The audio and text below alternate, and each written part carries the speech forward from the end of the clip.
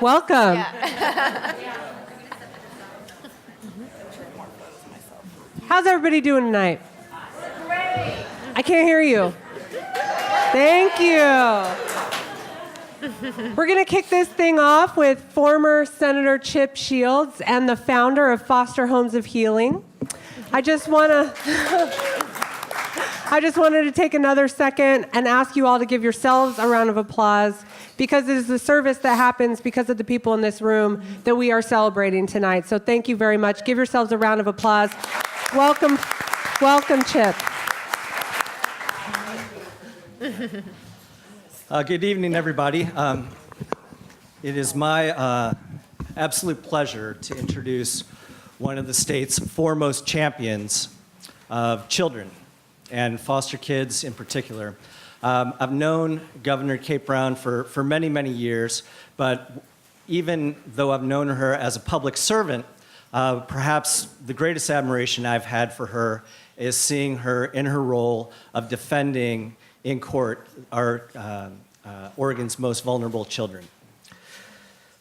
Before I introduce Governor Brown, I do want to recognize some other dignitaries who are with us. State Representative Tawna Sanchez, could you please wave to the crowd?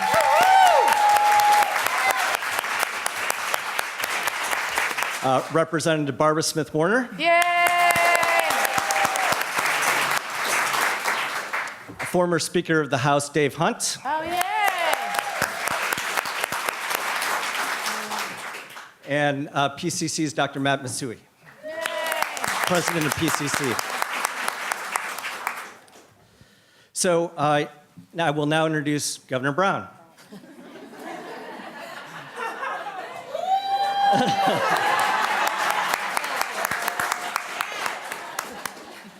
Governor Kate Brown, Oregon's 38th governor, has for over 25 years stood up for working families and stood up for making government more accountable. As governor, she signed legislation to improve the state's education system, to add jobs by passing Oregon's largest transportation package, no easy feat, to contain costs of improving government efficiency and accountability, and to ensure that 95% of Oregon adults and every one of Oregon children have access to health care. Yay!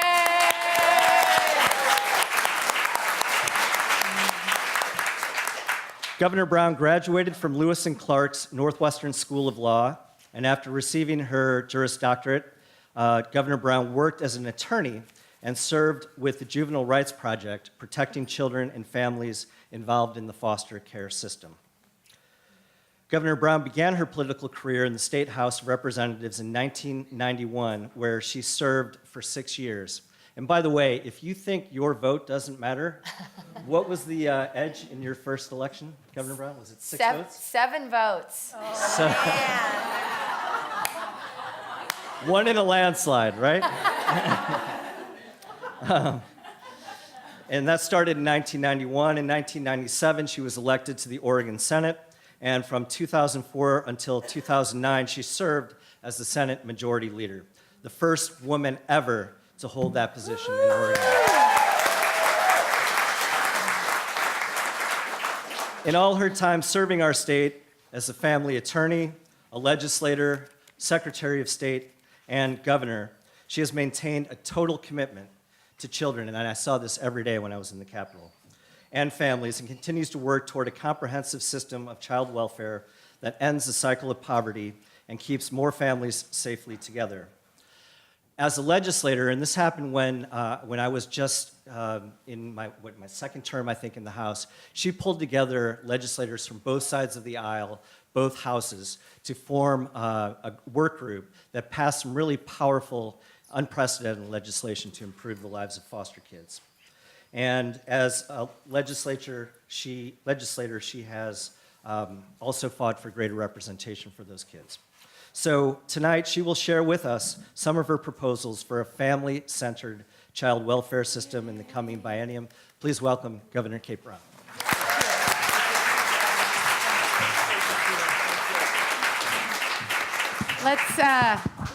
This is a little tall. Let's give former Senator Chip Shields a round of applause. Thank you for bringing us together.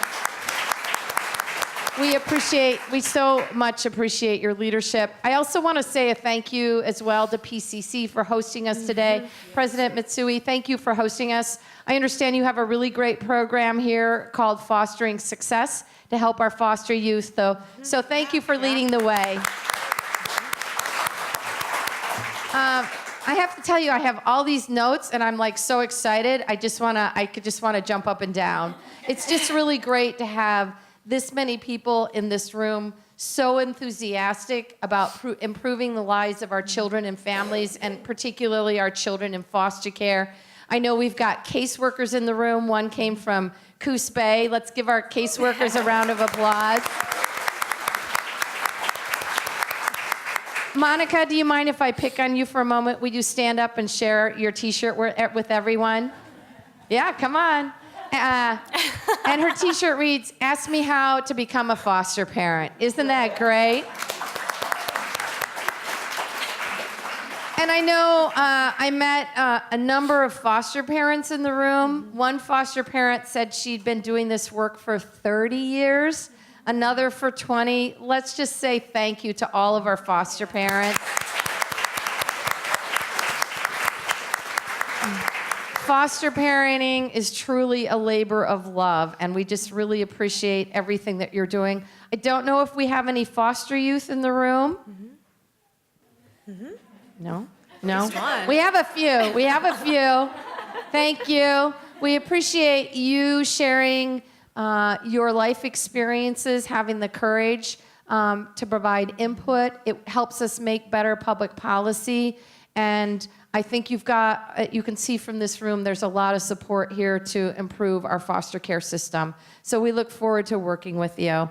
As Senator Shields said, this is not a new issue to me. I started my career as an attorney working to improve the lives of children and families, and I've continued that work as a lawyer, as a legislator, as your Secretary of State, and now as your governor. What I'm most excited about is we have an incredible opportunity to make amazing strides to improve our systems across the state and provide better services to our foster children. I just think the timing is so critical, and I'm just so excited to have so many people in this room all working together and rowing in the same direction. I know we've got folks from Department of Human Services here. Could you all raise your hands, folks that are here from DHS? They're coming out. This is good. Thank you, thank you, thank you. DHS is really focused on right-sizing the foster care system. Many of you know that we have 1.5 times the number of children in our foster care system and than the national average. And they're really focused on right-sizing the system, making sure that we are keeping families together safely, yes, that we are focused, at least I am focused from my office, on identifying and addressing the issues that devastate families and are causing our children to come into the system. And over the last 1.5 years, we put together what's called a children's cabinet.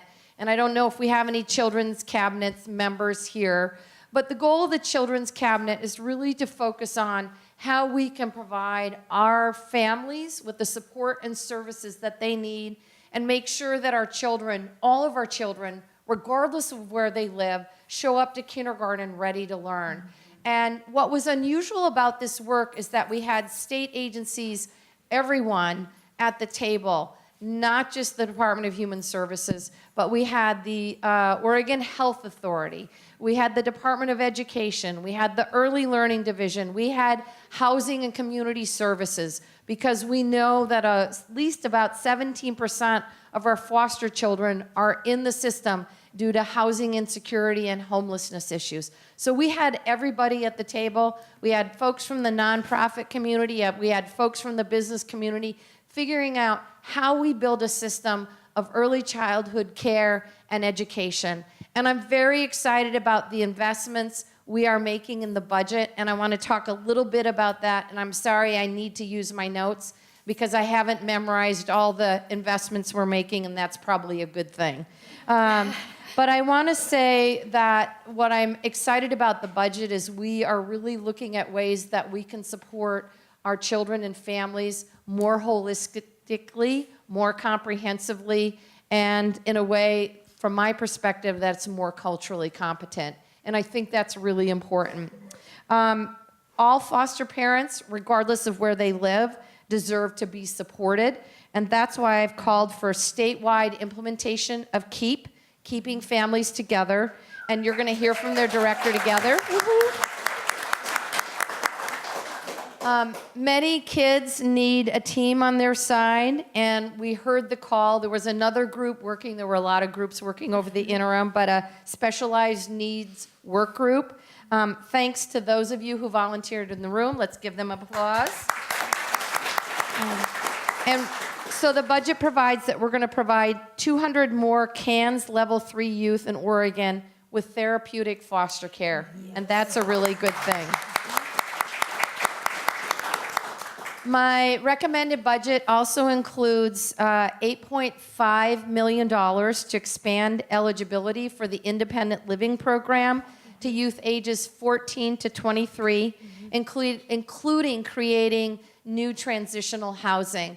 And this is an issue that I'm familiar with from my work as an attorney, but I just know that we have really struggled to provide services for our young people aging out of the foster care system. We passed legislation in 2007, but there's a lot more work that we need to do. And I'm very excited about continuing to expand our efforts to fund programs under the Independent Living Program and to expand services to our young people. In addition, I've allocated $1.7 million to create a healthy relationships education program for our foster youth. This is a peer-led model, and it's shown to build healthy relationship skills. Hopefully, it will also reduce teen pregnancy, STIs, and vulnerability to sex trafficking. So, good start there. I will just say that I know that youth voices are a really important part of this conversation, and we've invested significantly in our CASAs, our court-appointed special advocates. Are there any CASAs in the room? Yay, thank you. My experiences, I practice in Multnomah County. Most of my cases, the last time I practiced law, I had about 90 kids on my caseload. I was working 20 hours a week. So I'm experienced with the heavy caseloads, but I have to say, CASAs they saved my bacon a number of times. And I know it's so important to have that independent voice for our young people in our foster care system. So we're going to work on bringing CASAs to more communities around the state. Not all of them are as blessed with the resources that we have in Multnomah County, and we need to make sure that more counties and the families in those counties have access to CASAs. And then lastly, and this is a bit in the legal details, but we're working on fully funding Senate Bill 222, the parent-child representation work group from the 2015-2016 interim. And I think we've fully funded that. That will hopefully reduce caseloads of the attorneys that are representing parents, making sure that all of our children have access to attorneys in the system, and then making sure that our caseworkers have representation from the Department of Justice. And I was concerned about this initially because I was worried there's too many attorneys in the system.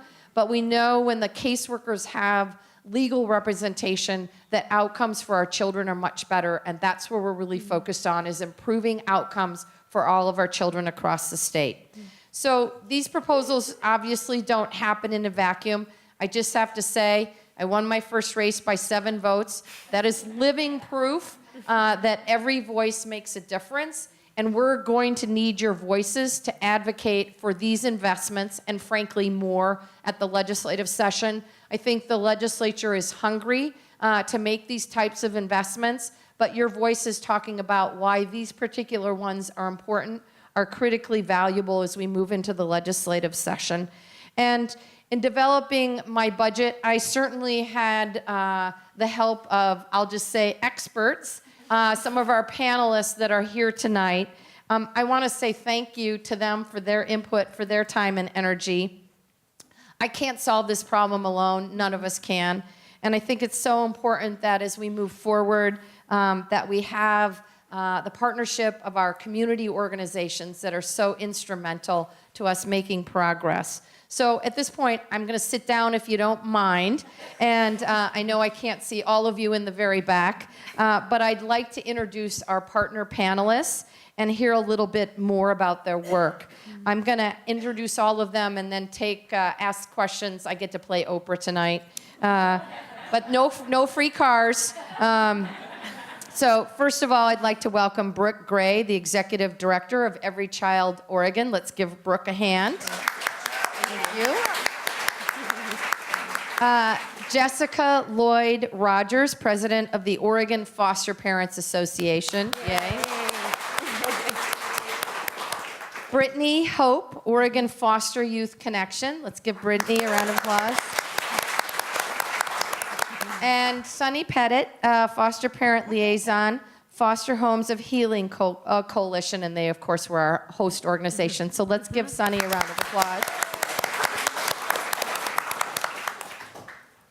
So I'm going to start off with Brooke.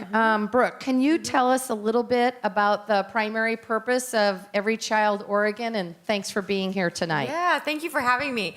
It's such a special evening to be able to speak with you all, but also to have a governor who's so committed to community engagement and involvement as part of the solution. So thank you for hosting and facilitating tonight. Every Child actively recruits community members to volunteer and to care for kids. So we're recruiting foster parents alongside volunteers and coming alongside DHS to do that work.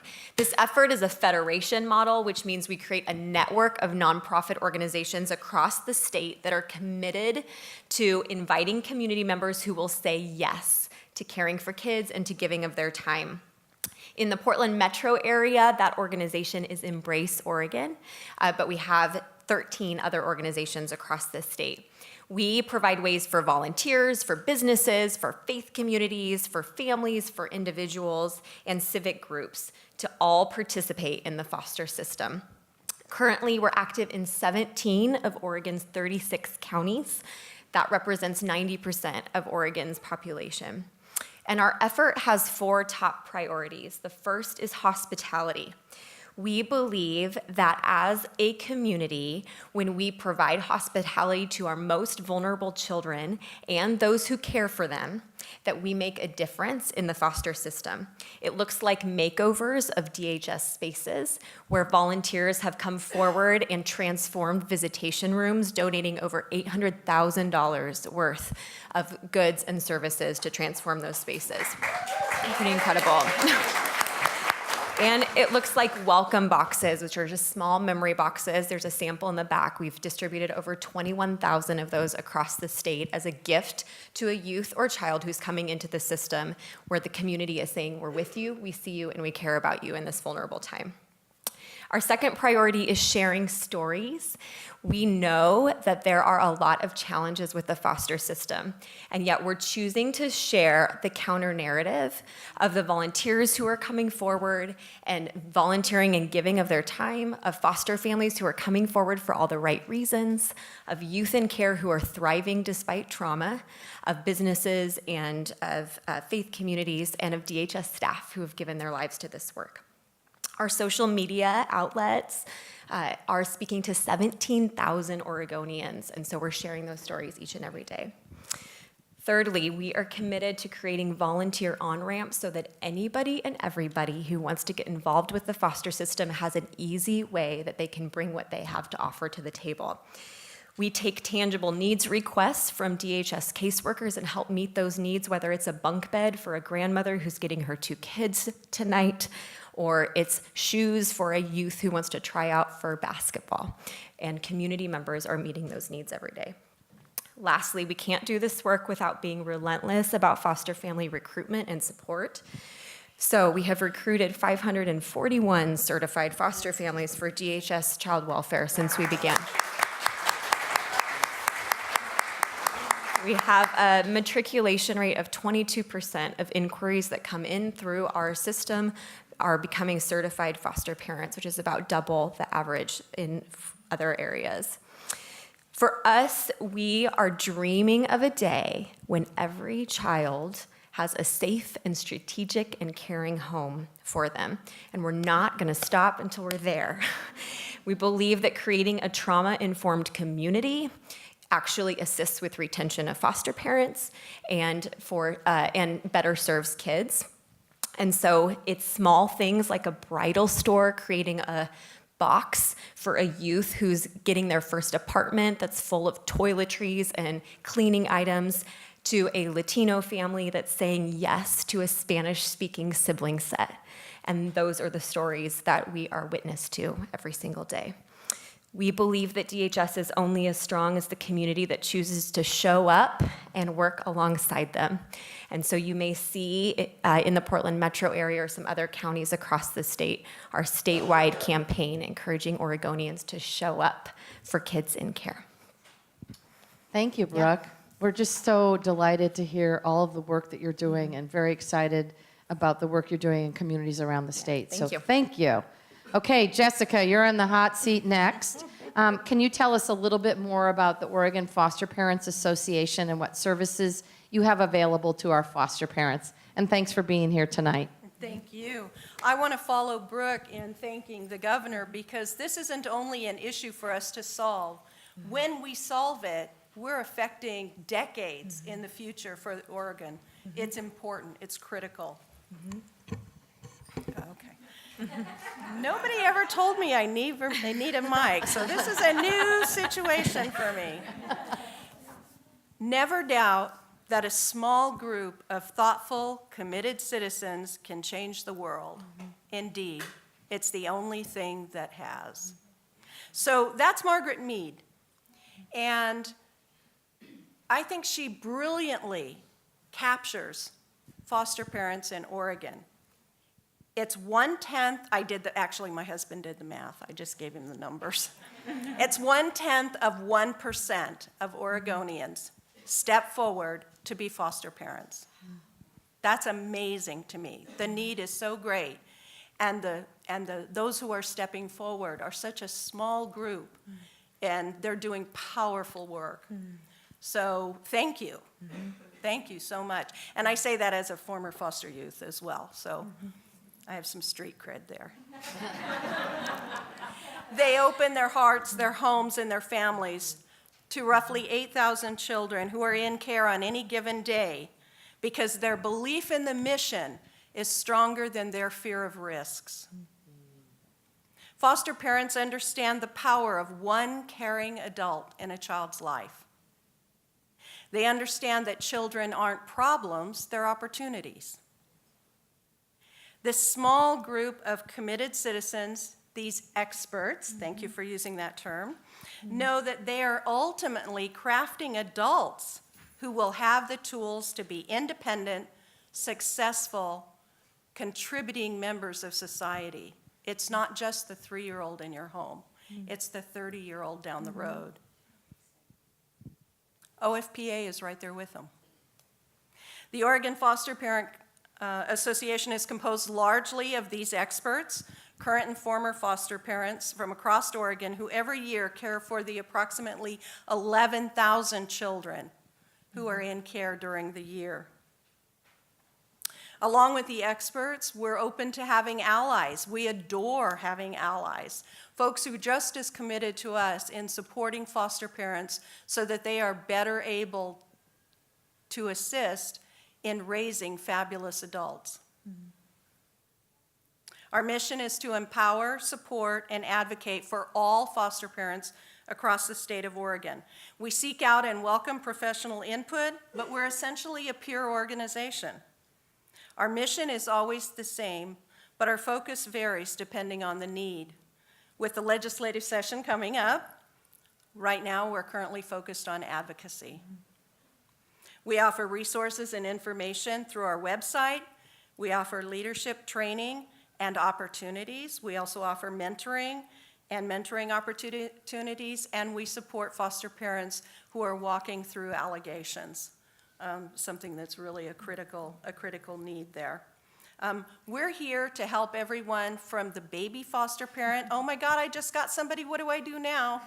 To the ones in the audience who are saying, oh, 30 years, I got this.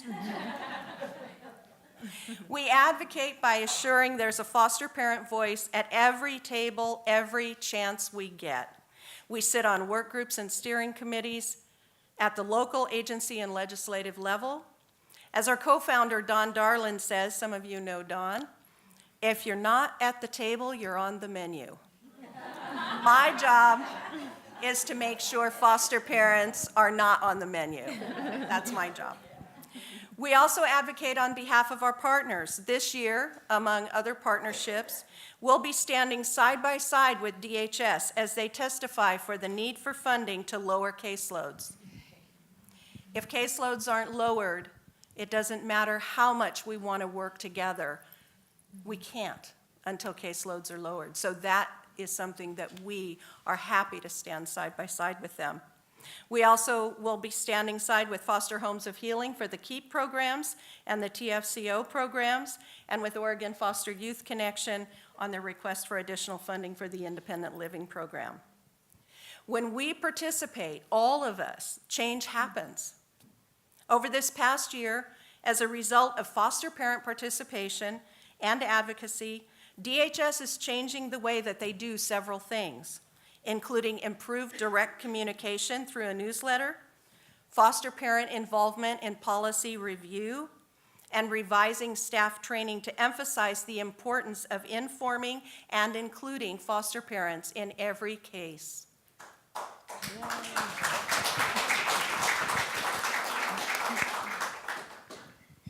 We want more of that. But that means we need more of you to step forward, and on top of your already incredibly busy lives, we need you to say, yes, I'm going to make the effort to go to Salem because they're taking testimony right now. And in person is always more important, more heard in some ways than written testimony. And if you can't get there, send an email, make a phone call. We need that. I encourage each of you to take that extra step. Become an active voting member of OFPA. Together we can empower, support, and advocate for each other in community partnerships with our allies at DHS, aligned organizations and individuals, legislators, and the governor.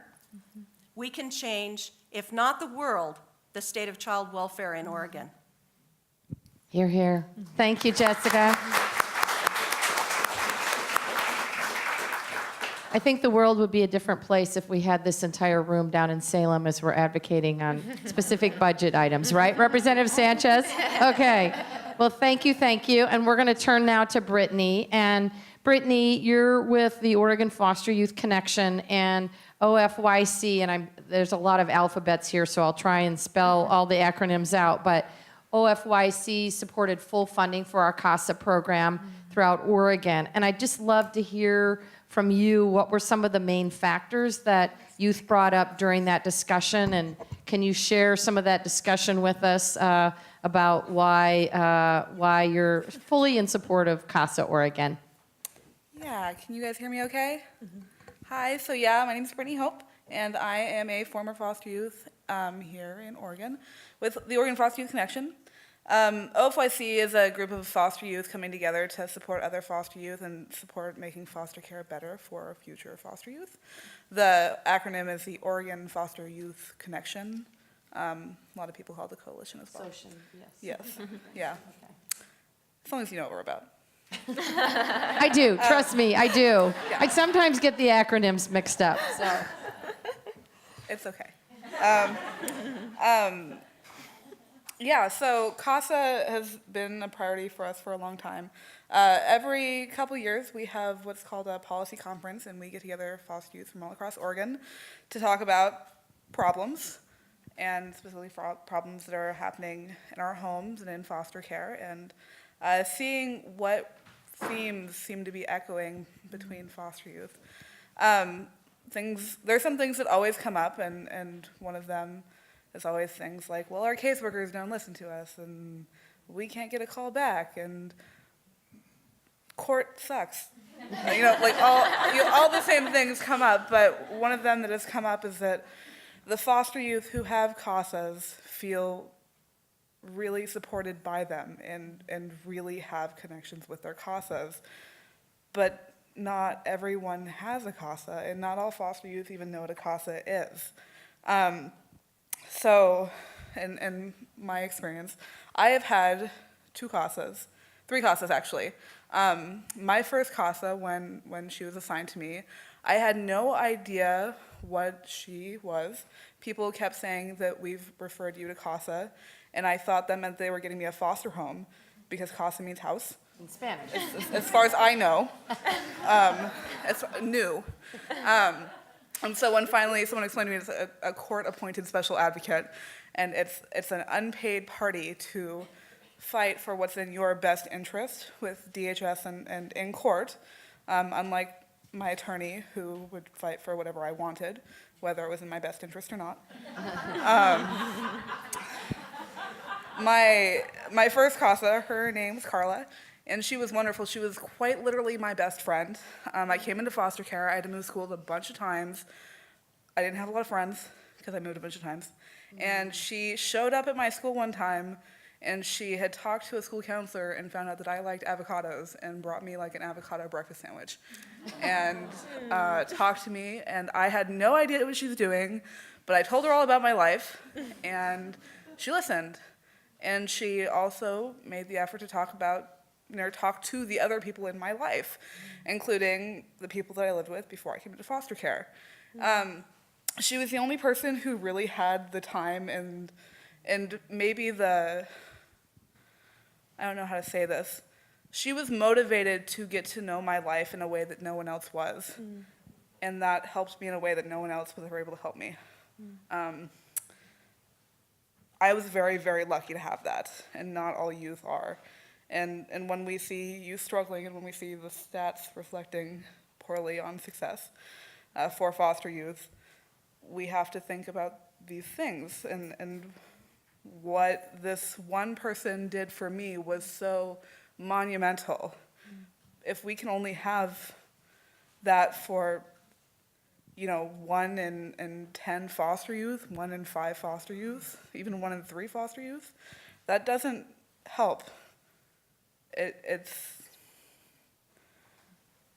sad. And foster youth recognize that. And we have put forth a recommendation and asked to increase not only the number of CASAs available, but also making sure that we have CASAs who are relatable for foster youth. So CASAs who are culturally and ethnically diverse. That's really important for some people. Also, the age range. I loved having my 65-year-old CASA who knew how to knit and all these wonderful kind of older lady things. But not everyone wants that. Some people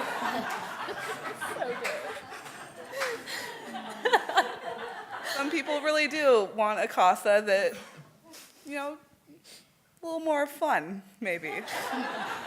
A little more up with the times. But having those people available, you can't do that without an effort. It's like recruiting foster parents. It's the same struggle.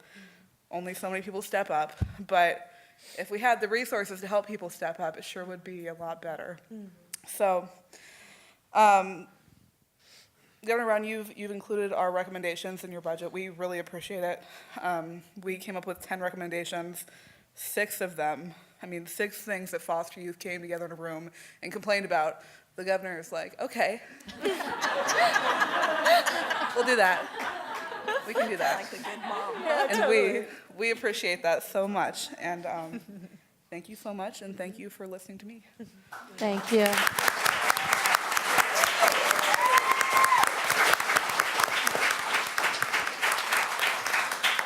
I think, Brittany, you give us all hope, which is your last name, and we appreciate you sharing your story with us, and we hope we can encourage more people to be CASAs.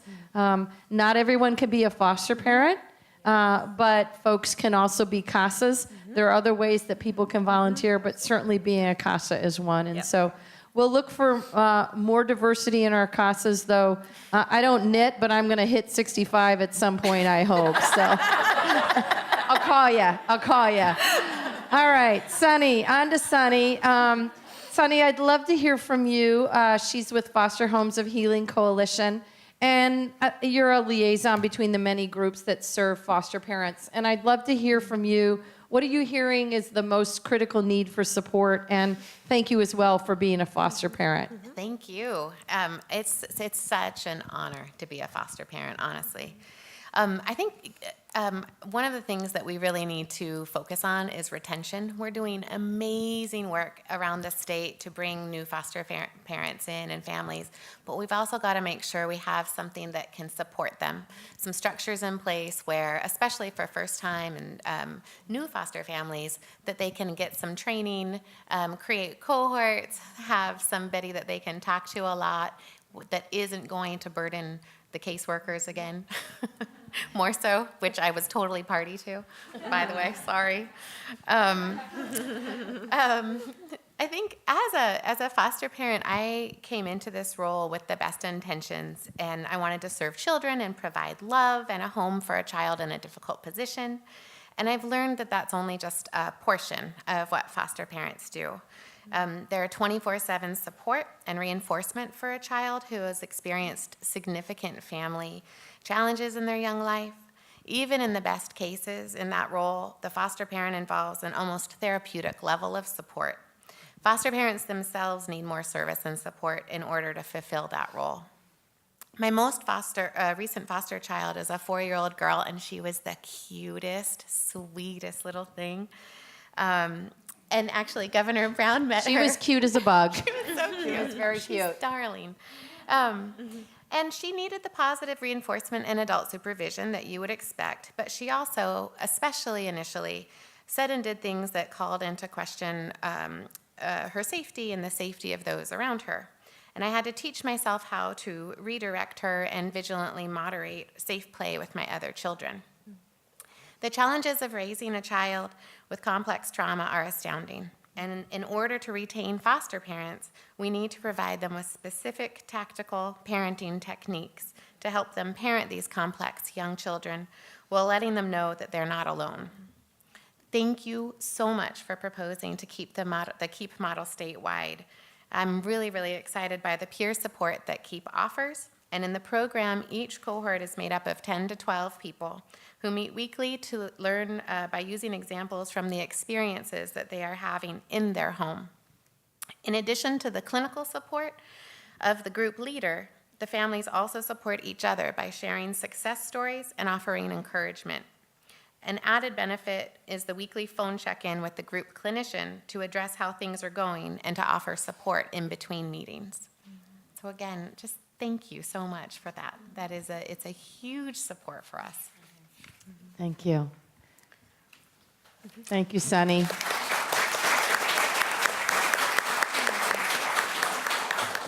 So I'm not sure my watch is quite accurate, but I would love to wrap up with a question to all of our panelists or some final comments from our panelists. And I'd love to hear from you. Brittany, you were really clear about what is the biggest barrier to achieving the goals of the Oregon Foster Youth Connection. It's obviously resources, but I'd love to kind of pick all of your brains a little bit more. Is there anything else besides resources that are really barriers to achieving the goals that you have set forth for yourself and for your organizations? I can go first. I think that there's 3 big ones for us, and the first is that the Department of Human Services is the only government agency that is completely dependent on volunteers to be successful and to serve our most vulnerable children and youth. And so we believe, when we look at the numbers, that we have about 50% of the foster homes we need. But it's not just about having enough homes to have roofs for kids. It's about having the strategic home for the child who comes in. And so we are relentless about the fact that we need more foster homes and we need more culturally responsive foster homes. The second is that we really believe that there's a lot of stigma associated with foster care. And by destigmatizing foster parents and youth and children in care, that we make a difference. We need a more trauma-informed community as a whole, and that starts in our schools, and it starts at home in conversation. But that having a community that is trauma-informed creates stability and security and less isolation.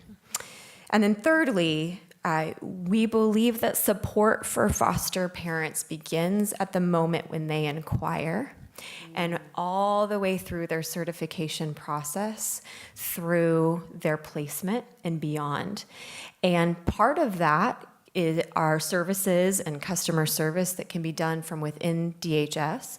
And part of that is about community generously leaning in and offering support in ways they can. And part of it comes from Oregon Health Authority and others.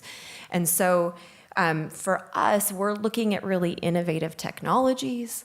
We're looking at case management and caseloads, and we're looking at community support because we believe there's just no easy button. And I wish there was, but we're making these incremental shifts across systems, but more fully through the community saying yes.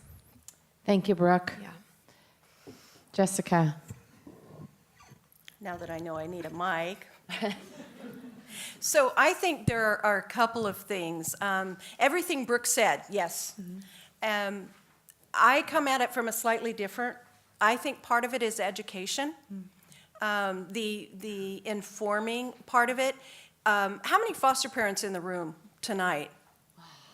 Oh, excellent. And first of all, thank you very much. Woohoo! Thank you. But one of the things that we consistently run into, there is a foster parent Bill of Rights. It has been enshrined in law. Can I use the word enshrined? Sure. It's been, and there are copies back there. Every week, I run into at least one foster parent who honestly says to me, there's a foster parent Bill of Rights? Because it usually starts when they're saying, my caseworker won't give me the birthday for the little girl that I have, and I'd really like to throw a party. I said, you have the right to know that. They told me I couldn't. I said, it's in the foster parent bill. We have a Bill of Rights. So if you don't know your rights, you don't have any rights. So know your rights and tell all your other fellow foster parents, hey, did you know there's a foster parent Bill of Rights? The DHS talking about changes. DHS is now, I just got the first copy. They are beginning to incorporate that into their training in a more fierce way than before. And all the items on the list, it's like all the items out of the Foster Parent Bill of Rights. So that's one of the things, know your rights, that's critical. The other thing is educating the public. It's destigmatizing, but it's educating the public. There is no paid in foster parenting. Foster parents, I mean, that word should be removed from the dialogue, unless you're really gonna pay us. You know. In that case, you can keep the word in there. It is a labor of love, truly. It is a labor of love, but it's not just the stigma, it's a misunderstanding, and I think in many cases it's a genuine misunderstanding. Oh, they're just doing it for the money. Foster parents are volunteers. They get reimbursed in Oregon. It's about 63% of what it costs to bring a child into your house. So even the reimbursement is not at par. People don't know this. They don't know that there are risks to bringing a child into your home. You could put your future at risk. You could risk your house, your bio parents, injuries. There are a lot of things. But it's like joining the Army. You do it because I'm a veteran, so that's an easy one for me. You do it because you believe in the mission, and the risk is like just kind of along for the ride. So that's the second thing. And I think the third thing is to understand that the way that we deal with the kids who need right now is going to affect our future, our families, our communities, our state, our country. And I don't know about you, but I want someone to take care of me in my old and decrepit age, who has skills, who has creativity, who has compassion, who has tools to take their own self through life. I hurt when I see how many damaged people are out there. And I want to make that better. And foster parents make that better. Sorry. I'm going to go to Sunny next, and we'll wrap up with Brittany. So I think the biggest thing that we would love to see done is to have foster parent voices be active. We would love to see, love to have a venue where we can share our perspectives in the state legislative process, be organized to influence leaders and policies that govern the support and the services that we need. We'd love to have you join in legislative action with us. We have an upcoming legislative day in Salem on March 12th. And then we've got a lot of tables in the back of the room of great organizations. And I think all of these organizations are places where you can find out more information, get involved, get connected, and stay in touch, because there's a lot that we need to do. And I think that we're going to be the group that's going to bring this sliding out into home run. Great. Thank you, Sunny. And for foster parents and other advocates who want to have their voices be heard and don't necessarily have the time to get to Salem, there are a number of ways to share your stories. As a governor, as legislators, if we get your stories, we can share those with our colleagues. Certainly, your advocates here can share those stories as well. So we understand that not everyone has the time and the inclination to go to Salem, but there are certainly ways to get your concerns addressed and hear your stories and make sure your voice plays a role in public policy making. So last but not least, Brittany, any thoughts as we close out tonight, at least this panel? I just want to say thank you again for joining us, and we're just delighted to have you here and be part of this. Thank you.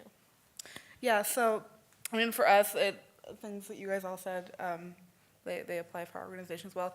I think stigma is definitely there. Destigmatizing foster youth, that's our mission. Foster youth living in care teaches you a surprising amount about DHS and foster care. Not from a classroom perspective, but just, you show up to court, you hear all the words, you talk to your caseworker, you hear all the words, and you hear them for so many years, eventually you know things that people don't expect you to know. And listening to the problems and suggestions of foster youth as a state has been and will continue to be really valuable if it continues to happen. And we appreciate it as well. Resources are always a barrier, but as long as people are working hard to move forward, I think we can. Great. Thank you. Please, let's give our panelists a round of applause. Thank you, thank you, thank you. And before I get the hook, I just want to say thank you to all of you for taking time out of your incredibly busy schedules to be here tonight. I just think it's so important that we all work together to create a beloved community, and that starts by making sure that our foster children get the support and services they need. So thank you for being here tonight.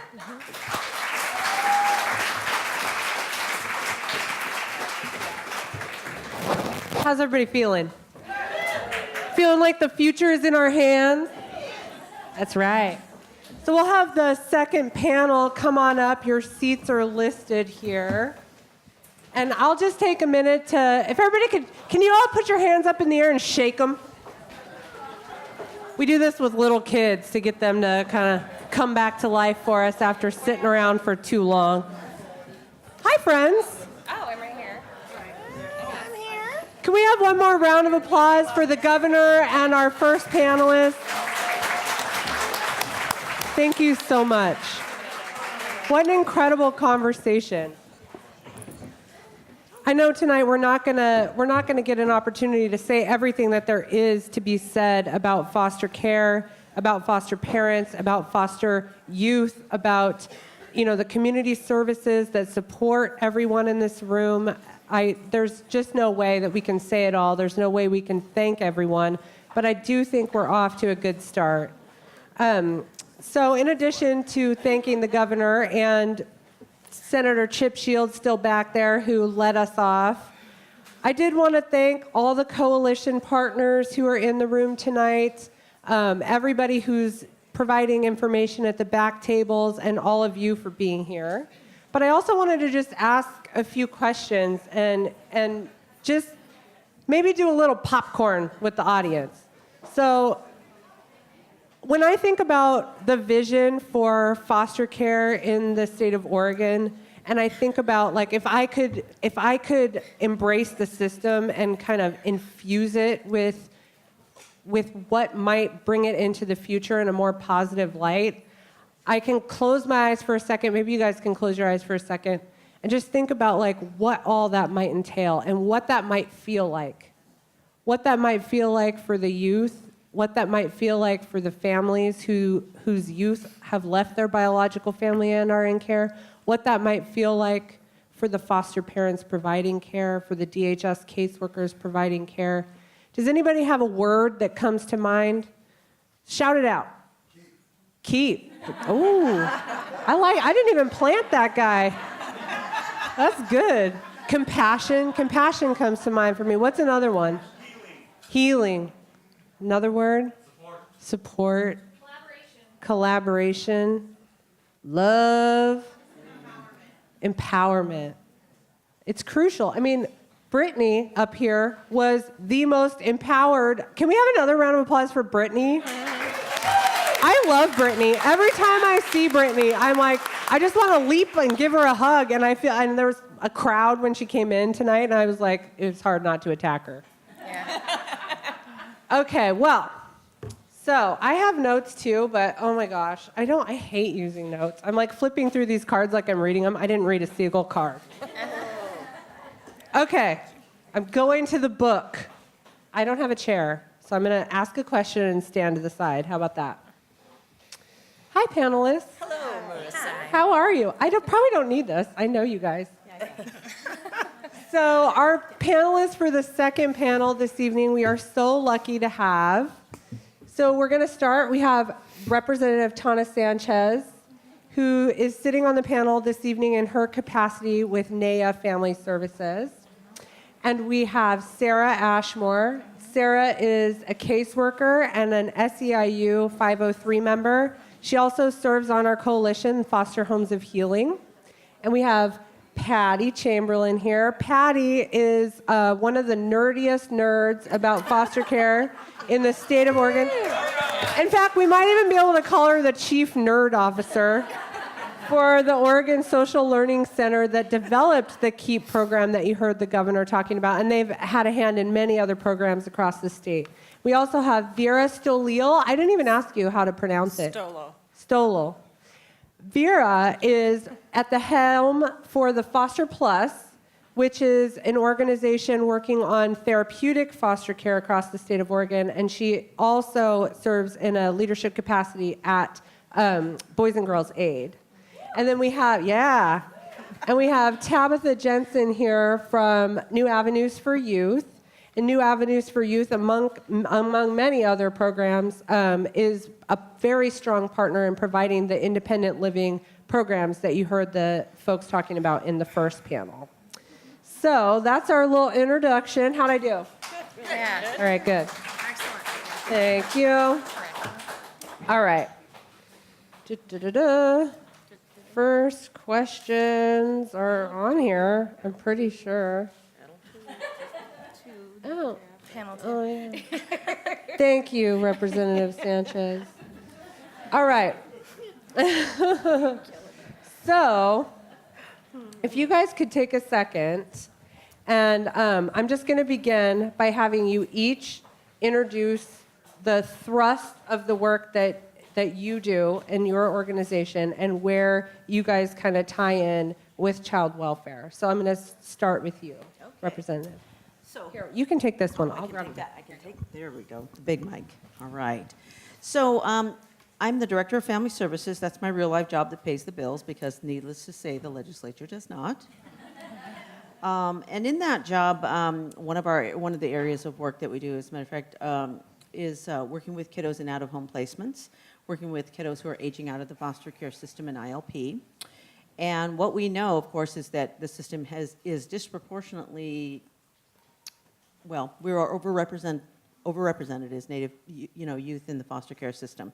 We have, I think it's 131, 132 kiddos in the system at this moment in time. And if you think about that in terms of the numbers of kiddos in the foster care system in the area, I think that since we're probably 3% of the population, that might not be a good number, right? It would say huge overrepresentation.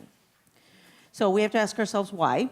And NAIA Family Center has done a really good job of sort of, we know that implicit bias exists. We know that, oppression exists. We know that people, stereotyping exists.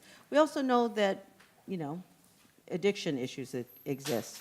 We also know that poverty exists. We know that a good chunk of our kiddos are removed under the guise of neglect, which is in fact most often poverty. The governor mentioned the 17% of kiddos who were removed due to issues around housing. We know that that's a huge issue in our community. So the work that we try to do is not just working with kiddos in that specific foster care program around just helping them maintain a part of their culture, be a part of their community, and that type of thing when they're in an out-of-home placement that can be, in fact, most times is not with a Native foster home. We don't have very many Native foster homes. I think there are 5 ICWA foster homes in the region. And I technically am not an ICWA foster home, so, but I have foster kiddos. And it's a difficult situation to make sure that kids maintain that connection. But beyond that, we're working with families and communities to help them figure out how do you stay connected to your kids. So we do things like a sibling family visit night where other members of family can come and visit with kiddos because they don't have that opportunity if mom or dad or whomever does that 1 hour weekly visit at DHS and supervised visitation, but grandma can't come to that meeting, or cousins can't come to that meeting, or kiddos that child may have met in another foster home placement don't get to come to that meeting. So the opportunity for kids to come and spend time with other kiddos, other family members, it's really, really important. And to stay a part of your community, that's so amazingly important as well. Additionally, I think some of the things that NAIA really provides is an opportunity for families and community members who maybe don't know what's going on in the child welfare system. It's an opportunity for them to come and ask people questions. What's happening here? What's going on? What's going to happen next? Because the system, I don't know. It was the last time I went in front of a judge. I think it might have been a speeding ticket. It's very difficult sometimes because somebody's in power over the situation. It's very traumatizing. And people don't often hear those things. So we oftentimes will go with family members, in some of our other capacities, our other program areas. We'll go with family members to court, or we'll be there to help people, explain the situation because it's not that easy. Anybody been to court recently? How scary was that? And how hard was it to really understand everything that was going on? Because, despite being in the legislature, I'm still not a lawyer. I'm still not a lawyer, and I still don't get all of the different things that are going on there. So, I don't know. I noticed she's got timing going on here, but she didn't tell me how much time I actually have. But again, I could talk about this for a very, very long time. But I think what's important to do is just to recognize that culturally specific organizations that provide services for kiddos and families who are dealing with the foster care system are very, very important. It is really difficult to be overrepresented in the system and to not have a clue as to what's going on, to not have maybe a clear understanding of what pathways there might be and what barriers might be in the way of you getting to where you need to be with regard to return to parent, that type of thing. And just to be perfectly frank, if you don't have a place to live here in the city, it's going to make it even harder. And every single day, other departments within our agency are working on that issue with families. How do we help people get housed, stay housed, and find jobs, keep jobs, do whatever they need to do to be able to stabilize themselves to get their kiddos back. You know, if you need treatment, we can, we can do that warm handoff with NARA or whatever other programs are out there. But we have to help people through this process because it's not an easy road. That's one of for me, it's a big struggle that I have. I know I've talked about it with different folks.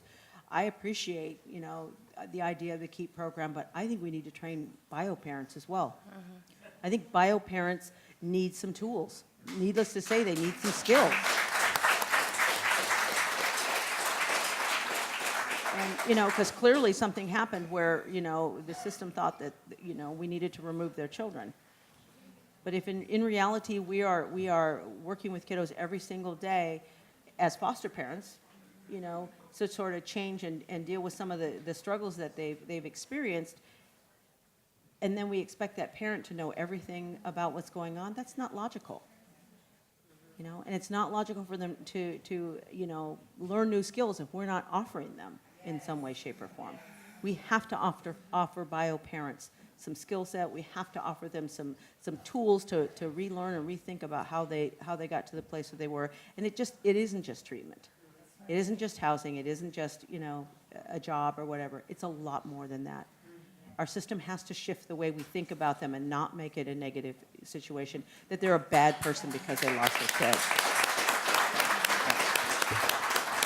Thank you. That was actually the perfect way to kick this off and the perfect amount of time. And it gave me plenty of time to remember, oh yeah, that's right. That's exactly the whole idea around this panel, was to get the spectrum of needs. We know that there is challenges all the way through the spectrum of needs of families facing child welfare involvement. So from before a child is removed and placed into care, through that family's experience and their connection to child welfare, through the caseworker's experience in that process, through the foster family's experience of caring for that child, through the challenges that arise and the potential for needing even more acute care for a child, all the way through a child becoming an adult and either leaving the foster care system as a child of the foster care system or being returned to placement in a permanency setting, all the way through this spectrum. And we've got these lovely ladies here in front this evening, and that's what we're representing. So thank you for kicking us off. That was perfect. And we'll move on now to you, Sarah, to talk a little bit about the caseworker perspective. So, so I am a DHS caseworker by day, and I'm also a member and steward of SEIU, which is the labor union that represents state workers. And my role with SEIU, I've been on the Foster Homes of Healing Coalition, doing work advocating for training and support for foster parents. We believe that supporting foster parents also supports caseworkers. So, yeah. How about you, Dr. Nerd? Dr. Nerd. I feel so understood. And I knit. So I'm just kind of in heaven here. So I'm from Oregon Social Learning Center. We're located in Eugene, and we are researchers. That's the nerd part. But our area of research is really to figure out factors, psychological factors, social factors, community factors that help parents be successful. And so we're really focused a lot on family, doing research around family and trying to help families be successful, look at the kind of stuff that gets in the way and try to figure out how to how to set parents up. I really appreciate the comments about bio parents.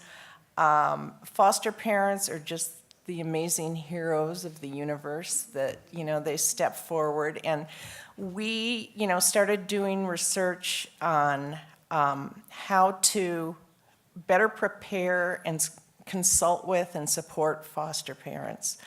And we involved a lot of foster parents in generating the research questions, and we have a number of our foster parents here tonight that have been with us for 25, 30 years. Oh my God. Yeah. So, and then This last, we have gotten a lot of federal, not enough federal funding, but we've gotten a lot of federal funding from the National Institute of Health to run full-on randomized control trials to test various, methods of trying to help and support both bio parents and foster parents. And from that, we have learned a tremendous amount. One of the main things that we've learned is how awesome foster parents are. They can make the most incredible difference in kids' lives. And it's stunning. So, taking that idea and running with it, we've developed a couple of models, which I'll talk a little bit about later. But this last year, 2 years ago, we were fortunate enough to have DHS fund a pilot project where we could run KEEP in the Tri-County area, and we partnered with Options. And Options has now served over 200 or around 200 foster families, and we're continuing that. And of course, hoping to expand KEEP further throughout the state. So, we're just so happy to be working at home. We're so happy. We developed the programs in Oregon. We've got our first funding from the Oregon Youth Authority to work with kids that had really severe problems with the juvenile justice system as an alternative to putting kids in McLaren or Hillcrest. So, I feel like we've come full circle. We started there. We've done a lot of work nationally and internationally, and now we get to work at home. And we've had great partnerships with DHS in this pilot. We have a great liaison, Anthony Fox, who's worked with us, and we're just really, really excited and grateful to be working with y'all. Thank you, Patty. Why don't you give us a wave, Anthony? Say hi to everybody. Anthony's the KEEP dude over at DHS right now. You like all these fancy titles I'm giving people? You guys can keep those. Okay. Well, I'm another one that's never been told I need a microphone, but I'll go with it. I'm Vera Stola with Boys and Girls Aid, but I'm here tonight to represent Foster Plus. And Foster Plus is a collaboration across 13 agencies that provide therapeutic foster care to children in Oregon. We have combined efforts to develop a statewide recruitment campaign to increase the number of therapeutic foster homes that we have in the state. Our agencies are committed to providing a high level of support to the young people we serve, as well as a high level of support and training to all of our foster parents. As the governor mentioned, in one of the items in her budget was to increase the number of youth served through therapeutic foster care by 200 youth. It is going to be critical for this segment of the service array to be able to increase the capacity to meet that goal. Just briefly, the campaign is really focused on educating and raising awareness about therapeutic foster care and the need for therapeutic foster parents, and also to begin to change the dialogue about foster care. We've been hearing tonight about all of the wonderful things that are happening and that are being done by foster parents and other support agencies. And we want more of that information to come out, and we see this campaign as one tool to achieve that. We want to help prospects to envision themselves as therapeutic foster parents, to really understand what it takes, what in them might drive them to make that decision, and then, of course, inspire them to act. And we'll share a little bit more later. Thank you, Vera. Hi, Tabitha. Hello. I'm Tabitha Jensen. I'm with New Avenues for Youth as their Director of Strategic Initiatives. As many of you probably know, New Avenues has been around well over 20 years with an initial core focus on street-involved homeless youth in downtown. Over time, I think as the organization really looked at innovative upstream interventions, it became quickly clear that there is a gross overrepresentation of youth that have been child welfare involved that end up in those circumstances of being street involved and homeless. So about 10 years ago, the organization took on the IOP program, PDX Connect, They use one of 2 nationally recognized evidence-based programs called My Life, and they work with young people who are in child welfare to connect to many other programs that we have available through the organization. They get coaching, mentoring, and then are able to connect for social enterprise, job readiness, avenues to college, for college prep. But beyond that, we also work with foster youth in a number of new emerging ways. I actually launched the Robbinswood program, which is part of hotel diversion last year. And we also see points of intersection in New Day, our program for trafficked youth. We also see a lot of young people showing up at SMIRC, the Sexual Minority Youth Resource Center, as there was also a disproportionate rate of LGBTQIA young people in the foster care system.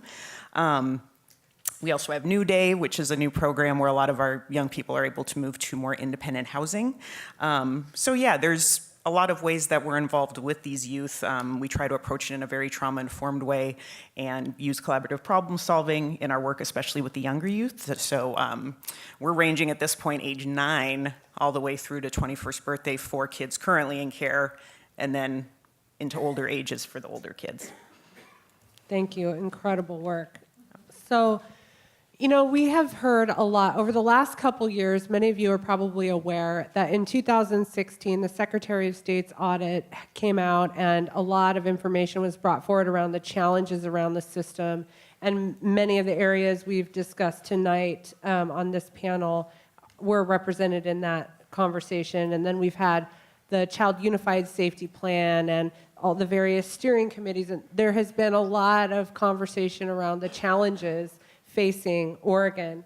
And now that we're coming into this 2019 biennium and we're kicking things off right with Tawna Sanchez down there, thank you very much, and Governor Brown leading the way, I just want to keep on that theme and ask you all to share with us the vision, that kind of, 5-year vision of what is possible for the populations that your organization is centered around serving, and what the solutions might look like in this coming biennium that could get us to that place in 5 years. What do you think, Representative?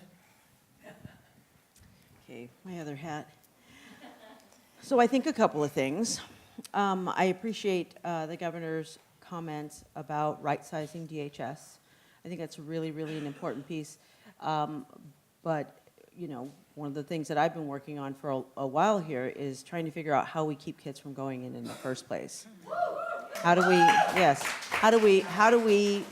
deal with the situations that are causing kids to go into care, that we are able to? So one of my bills, of course, is working on making sure that a judge can actually look that case over to make sure that it's warranted, that there's a reason for that child to be removed. And that's not to say, by any stretch of the imagination, that if there is a reason to believe that child may be hurt in some way, shape, or form, go ahead, remove them immediately. That's not the issue. But if there's that, as I mentioned before, that sort of neglect, poverty question, or those types of things, because in reality, it is not illegal to be homeless. It is not. But if you end up being homeless and you have a child, sometimes it's really hard to get them back. It's also not illegal to have a developmental delay. And if you end up losing your child to the system with a developmental delay, sometimes it's also very hard to get them back. So those things have to be dealt with. So figuring out how the system can then help parents prior to removing, how do we mitigate those issues? How do we deal with, you're right, the treatment issues or the housing issues, or in my opinion, I want a caseworker. If the situation is we go to this house and there's overcrowding, there's no food in the house, all of these types of things, the lights aren't on, figure out how to get the lights on. Get some food boxes going on there. How do we figure out how other people can get beds, or let's look for other housing for other people. Let's not remove kids if we don't have to. That's really the biggest issue. Don't remove them.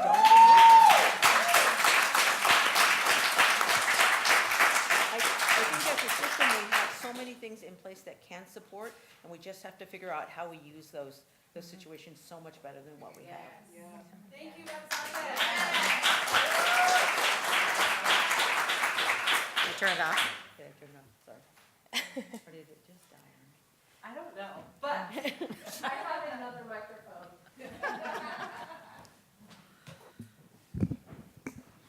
Ooh, and it's already on. Well, thank you very much. Sarah, on to me? talk to me. All right. Talk to me about the future for caseworkers in the state of Oregon. So I believe that the future of a better child welfare system starts with meeting kids and supporting them where they are right now today. I also really appreciate all of your comments about working with bio families. I think that's a question you threw at me once Yes, before on the fly that I had to answer. And so that kind of leads into having the drastically improved training, preparation, support, and resources for foster families, which also then alleviates some of the stress and pressures on caseworkers who are constantly triaging crisis for the children to do the work that we need to do with bio families. And so I hope that by improving the resources and training and preparation that we can, that we will retain not only foster parents, but caseworkers and service staff and community organizations that we do need in those initial stages to be able to bring in to prevent removals and to prevent dependencies. So in doing those things, I think that we can improve our dependency outcomes, we can improve welfare for children, we can optimize placements by supporting more foster parents and making good matches with kids to support them where they are, and improve the outcomes for everybody involved. Sarah, thank you. Before we move on, so Sarah and I had the opportunity to drive together down to Salem to provide some testimony. And we were talking about the role of caseworkers. And I had a perspective, I am a former foster parent myself, and I had the perspective of thinking that because I had a certifying caseworker and because my foster daughter had a caseworker and because I didn't realize the spectrum of service that a caseworker provides. Can you share for us a little bit? I know that there's a separate caseworker for certifying families, and then there's a caseworker that is assigned to the child. Can you talk about just a run through the list of things that a caseworker working with a child could be doing? I mean, this is incredible. This totally blew my mind. So, It's all right. I mean, We're going to be a little late on rallying, so we are running a couple minutes behind. But I do want to talk about this. that is a huge spectrum. So there are, and when you say caseworker assigned to the child, I have to emphasize we are assigned to the family, and that's the piece that we are constantly triaging different scenarios. I work in the adolescent unit. I have kids in crisis. I have kids with very high needs. I have kids who are moving placements. I'm also responsible for writing court reports, answering to judges and the other workers within the office. Is that kind of The what you mean? investigation piece. And that's, I was a CPS worker, and I think she's talking about the CPS workers, the workers that are going out and doing exactly what you're saying. Like, you want them to be able to get the food boxes and get services in place and have time to really work with a family. But you could be getting a new case every single day, and a case is a family, and you need to talk to every member of that family. And what we're constantly faced with is triaging which is the highest need that's in front of us. So I could have a teenager that has all of, maybe is feeling suicidal and we don't know why, and I really need to spend time getting to know everyone in that family and understanding the dynamics, but then I also might have a baby with injuries in the hospital the next day that needs to get discharged, and so things are we're shuffling every single day. Thank you. I was blown away in our conversation prior, so I just wanted to sort of share that with everyone here tonight. So thank you. So Patty, the future. Yeah. Well, first I Like how dramatic I am with Patty. I don't know why Patty's getting like the brunt of my drama. When you just hear about this job of a caseworker is so complicated and so emotionally taxing, and there's so many pieces to it, and you don't know what's coming at you all the time, and it's never ending. It's really it's something. Can I also just say it's also a great job? I mean, I love the work, and most of my coworkers love the work that we do. So a little bit about what sort of the vision. So one thing that the research clearly shows is that moving around is not good for kids. It isn't.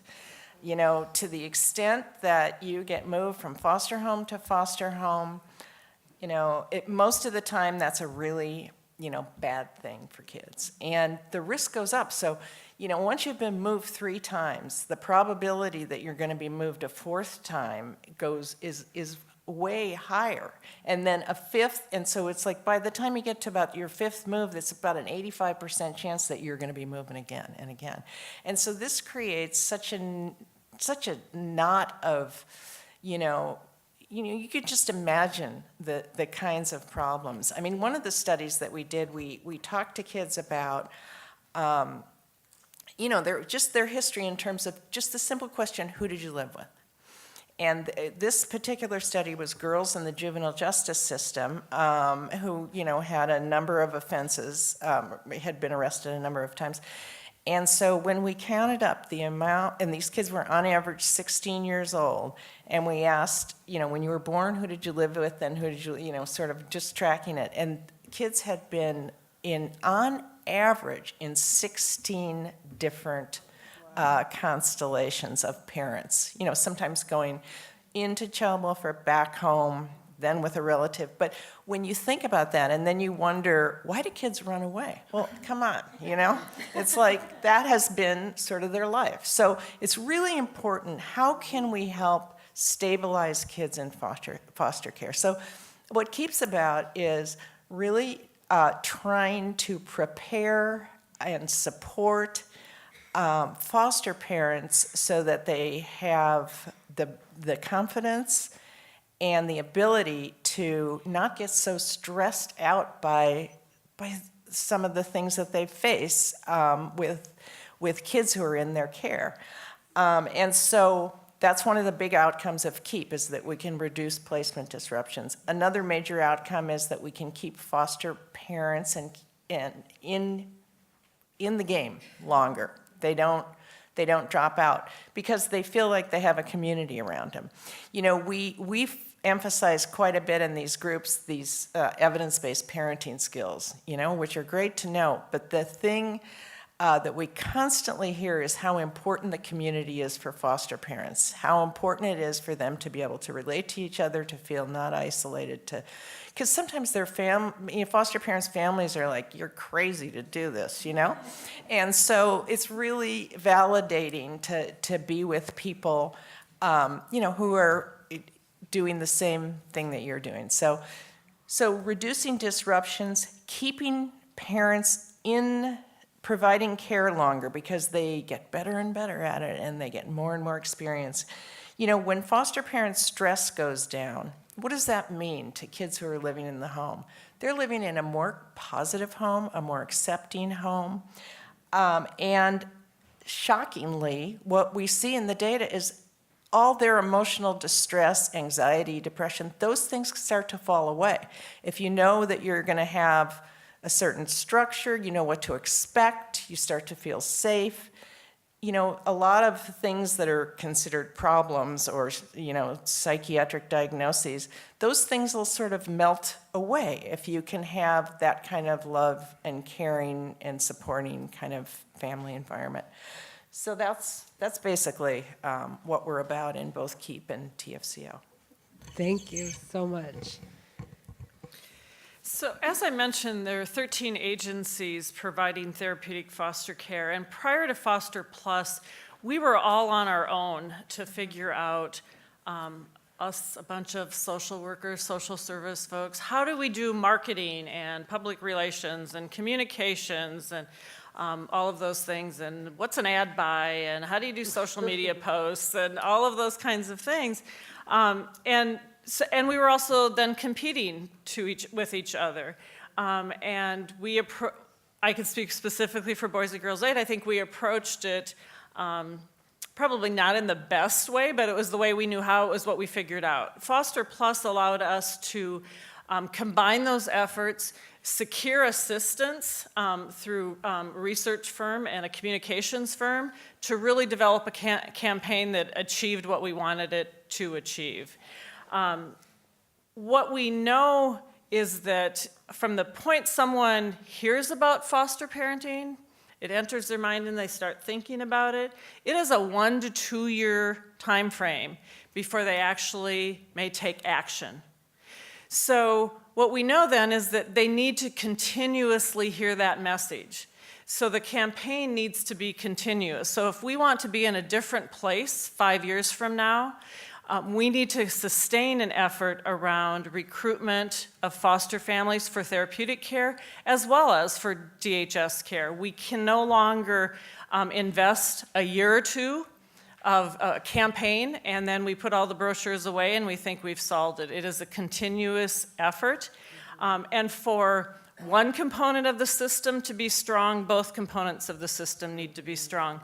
Young people that are served in therapeutic foster care are not served well in DHS foster care, and nor do the kids that are typically in DHS foster care should they be in therapeutic care. It is really about having a robust system on both ends with adequately trained foster parents and supported foster parents and matching the needs of the children. And we've experienced in the past few years the breakdown of any component of that system breaks down the entire system. So for us to be in a different place 5 years from now, that's where we really need to focus effort. Thank you. Amen. So, yes. I'll make this quick.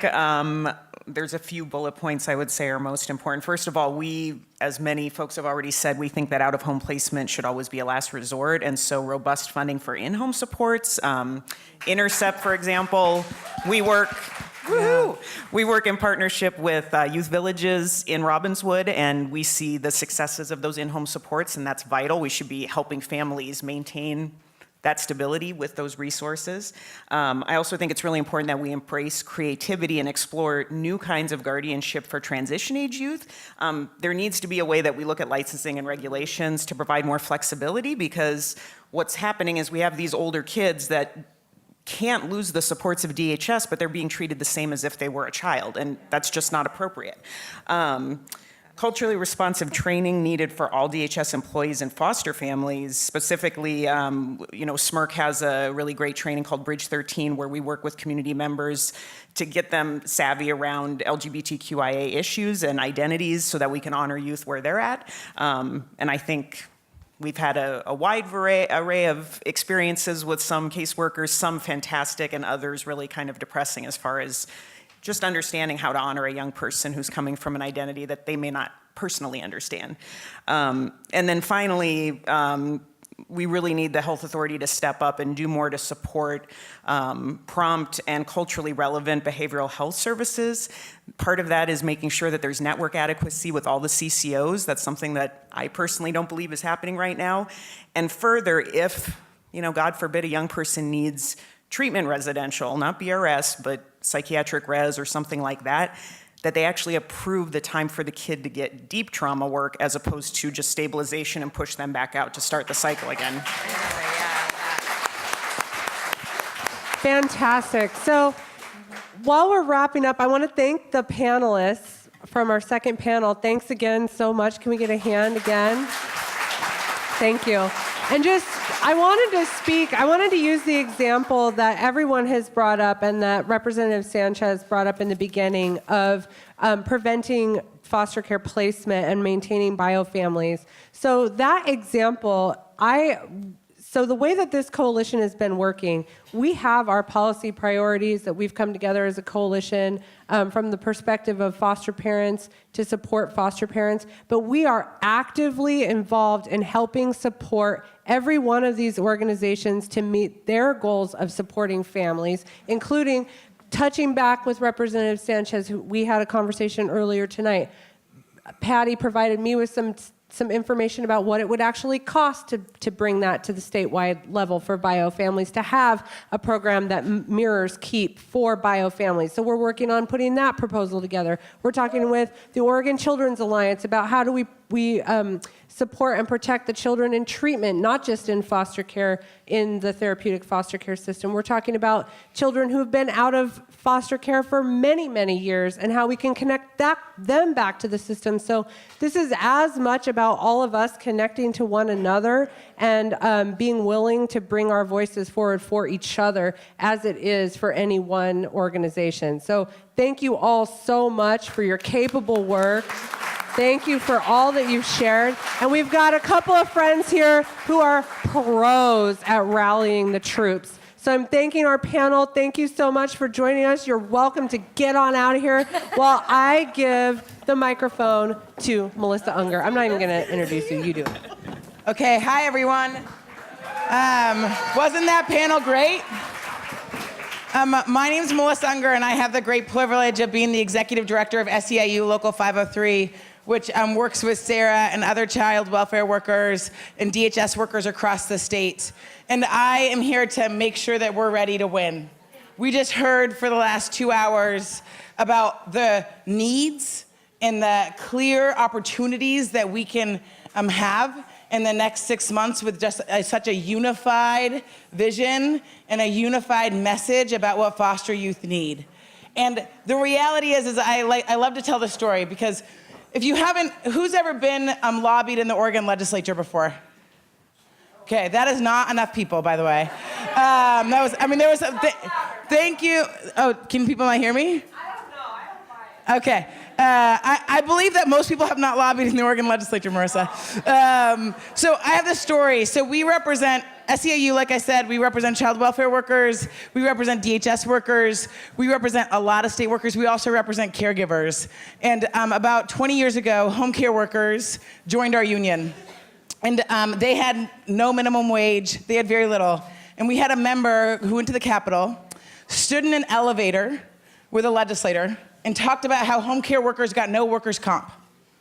And that legislator heard that story, passed a bill, and made sure that 30,000 caregivers got workers' comp.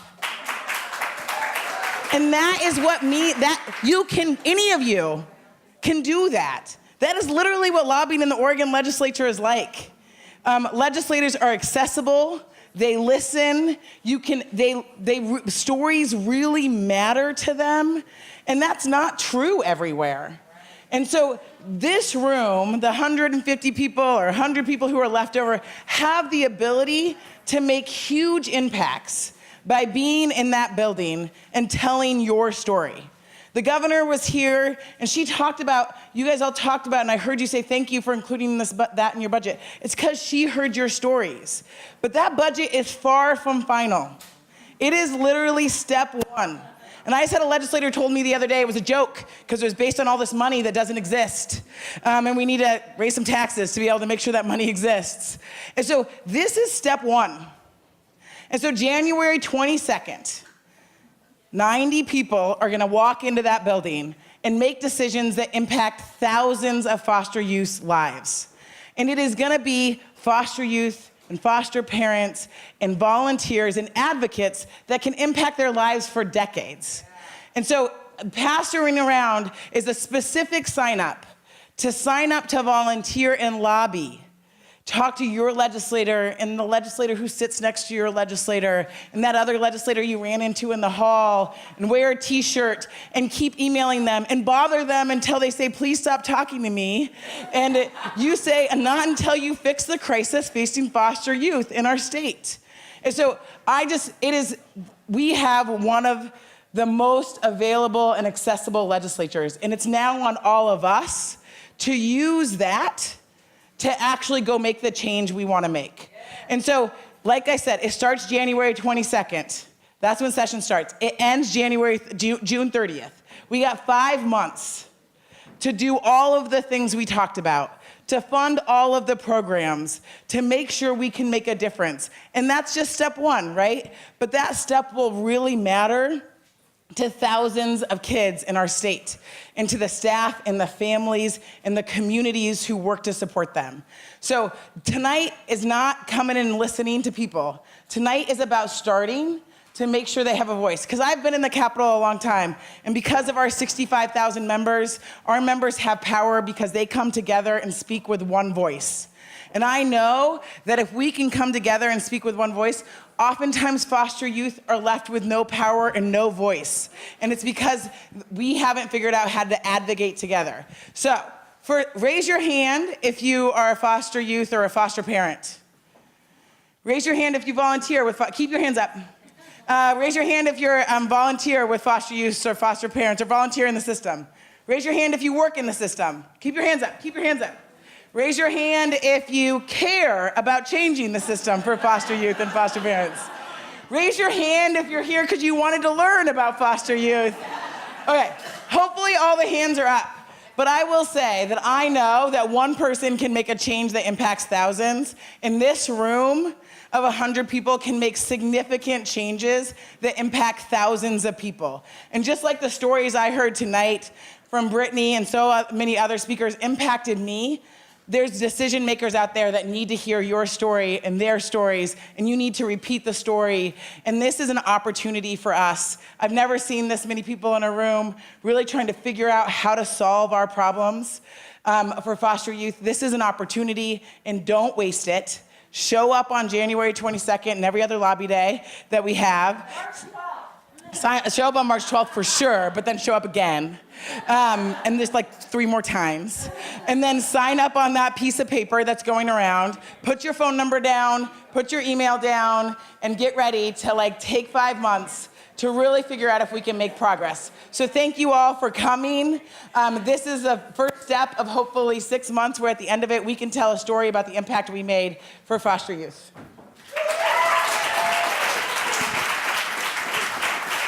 Yes. All right, thank you, everyone. That's our show. There's more information in the back of the room, so please feel free, go mingle, talk to each other, find out more ways you can get connected, and thank you.